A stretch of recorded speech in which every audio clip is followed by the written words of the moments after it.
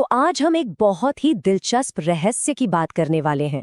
एक ऐसा रहस्य जिसने पूरी दुनिया के वैज्ञानिकों को आप कह सकते हैं दो हिस्सों में बांट दिया है और इसका नाम है थ्री आई एटलस।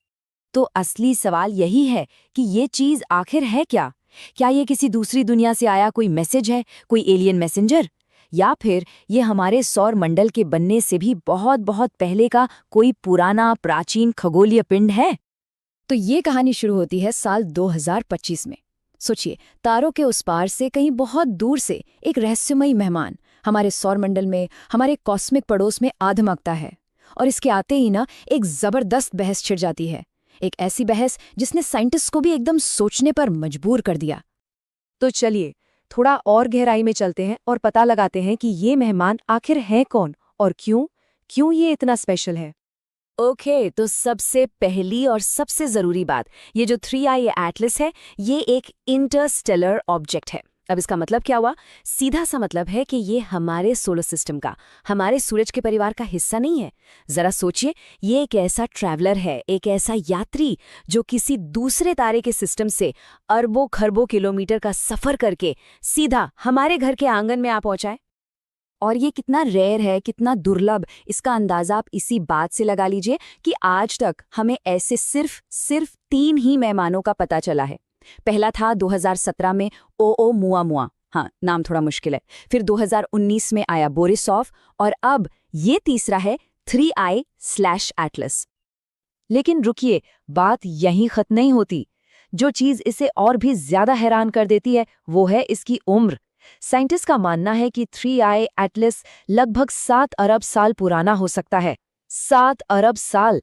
मतलब ये हमारे सोलर सिस्टम, हमारी पृथ्वी, इन सब के बनने से भी कहीं ज्यादा पुराना है। ये इसे आज तक का खोजा गया सबसे पुराना धूमकेतु बना सकता है। कमाल है ना? पर असली मिस्ट्री इसकी उम्र नहीं है। असली रहस्य है इसका बर्ताव, इसका अजीबोगरीब व्यवहार।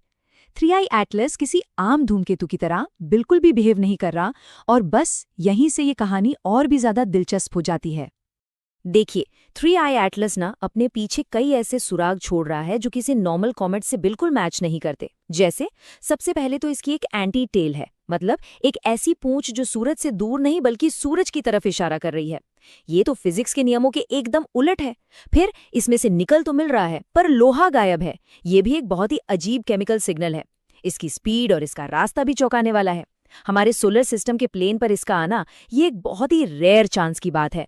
और शायद सबसे बड़ी पहेली ये है कि अपनी तेज रफ्तार को एक्सप्लेन करने के लिए इसे अपने वजन का एक बड़ा हिस्सा छोड़ना पड़ता, पर आसपास कोई मलबा, कोई डीब्रीज क्लाउड दिखाई नहीं।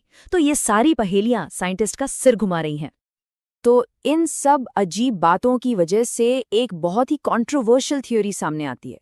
थ्योरी ये है कि क्या हो अगर थ्री आई एटलस कोई नेचुरल चीज हो ही ना? क्या हो अगर इसे किसी ने बनाया हो? और इस थ्योरी को जो सबसे ज्यादा सपोर्ट कर रहे हैं वो हैं हार्वर्ड के एस्ट्रोफिजिसिस्ट एवी लोब।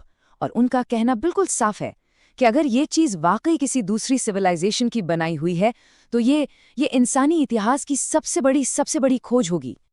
तो लोब के तर्क के 3 मेन पॉइंट्स हैं। पहला, वो इसे एक टेक्नोलॉजिकल आर्टिफैक्ट कहते हैं, मतलब किसी टेक्नोलॉजी से बनी चीज।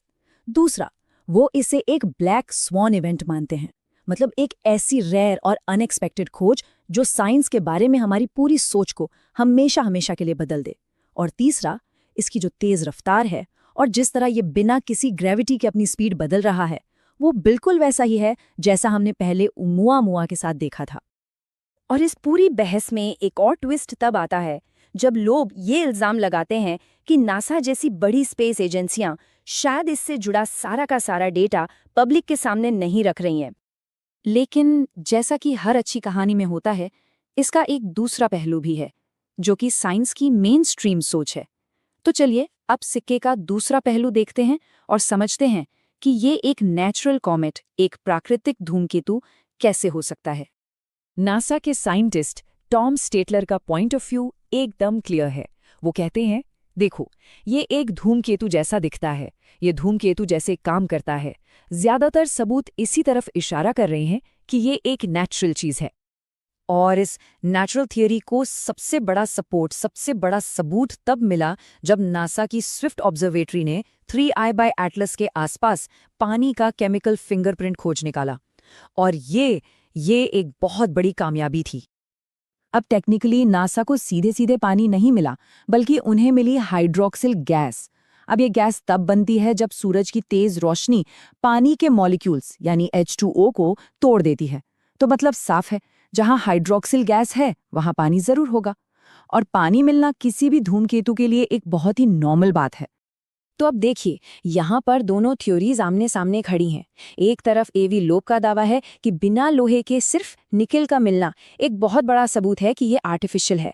तो दूसरी तरफ नासा का एनालिसिस कहता है कि नहीं, इसकी धूल में अच्छी खासी मात्रा में पानी की बर्फ है, जो कि किसी भी नॉर्मल कॉमेट से बिल्कुल मेल खाती है। एक और जरूरी बात ये समझना है कि 3I एटलस हमारे पिछले इंटरस्टेलर मेहमान 2I बोरिसोव से कितना अलग था। एटलस की स्पीड ज्यादा है, करीब 1,30,000 मील प्रति घंटा। इसकी बनावट मेटालिक या सिलिकेट जैसी लगती है, जबकि बोरिसोव पूरा बर्फीला था। और सबसे बड़ा फर्क, सूरज के पास पहुंचने पर बोरिसोव पिघलने लगा था, उसकी गैसें उड़ रही थीं, पर एटलस उसने अपना शेप और अपना वजन बनाए रखा। और हाँ, वो जो डेटा छिपाने वाला आरोप था, उसके जवाब में नासा ने साफ साफ कहा है कि जेम्स वेब स्पेस टेलीस्कोप जैसी बड़ी ऑब्जर्वेटरी से जो भी डेटा आता है वो ओपन एक्सेस साइंटिफिक आर्काइव्स पर, मतलब सबके लिए पब्लिकली अवेलेबल होता है। तो आखिर में सवाल वही है, हम कहाँ पहुंचे? सच तो ये है कि ये ब्रह्मांडीय रहस्य अब भी अनसुलझा है, और शायद यही बात इसे इतना एक्साइटिंग बनाती है।